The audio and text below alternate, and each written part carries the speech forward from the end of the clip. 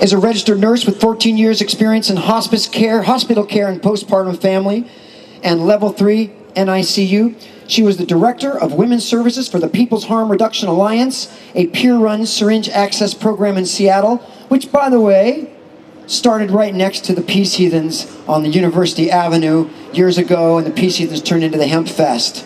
And she was doing that in Washington for 7 years, and she now serves on the board of directors. She's also on the board of the National Perinatal Association. Her main interest is the intersection of drug users' rights and feminism. Give it up for Joelle Puccio!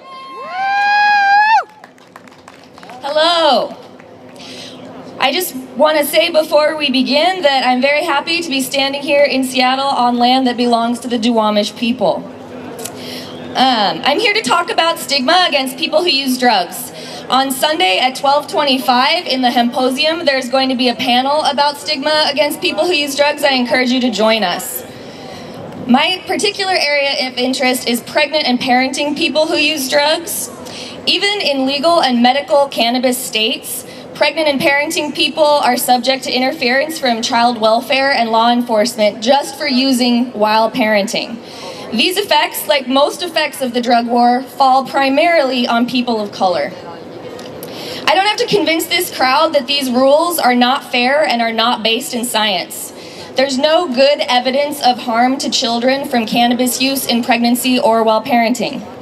It is difficult to study this because you would have to select participants randomly to receive a substance and then find out if it's hurting their children. So you can't really ethically do that. We do have several decades worth of studies following people who were already using cannabis while pregnant. Some of the children from these studies are now in their 30s and 40s, so the data on the first generation is as good as we're ever going to get. They found no evidence whatsoever of any serious lasting harm. Researchers tend to interpret their data in a way that either magnifies or straight up invents risk. They'll say things like, well, we didn't find any differences. If such differences exist, they're probably extremely subtle, but we need more data to be sure. This reluctance to accept that cannabis is not the boogeyman is prevalent in medical research, child protection, law enforcement, and policymaking. The result is that families are traumatized and torn apart for no good reason. Being taken away from your home and your family as a small child or a newborn is far more harmful than any prenatal substance exposure. So far, I've been preaching to the choir. I haven't said anything that you all didn't believe already. Now I'm going to challenge you a little bit. Everything I've just said is true for cannabis, but it's also true for other illicit drugs like heroin, cocaine, and methamphetamine. When a pregnant person uses opiates like heroin, their baby might have a condition called newborn opioid withdrawal, or NOW. NOW is temporary, and we have excellent treatments for it, primarily breastfeeding and cuddling with their parent.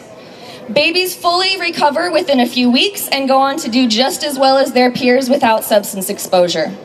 Other than NOW, there is no definitive evidence that illicit substance use during pregnancy causes any fetal harm. I'm not suggesting that cannabis or other substances are good for babies. They're just not as bad as we've been led to believe. And our response to substance use in pregnancy is far more harmful than any damages caused by the substances. The result of criminalization of pregnant people is that they delay or avoid accessing medical care, and we know that prenatal care improves outcomes for all families, particularly families with substance exposure. Parents being separated from their newborns either by bad hospital policies, unwelcoming NICU environment, or loss of custody and law enforcement.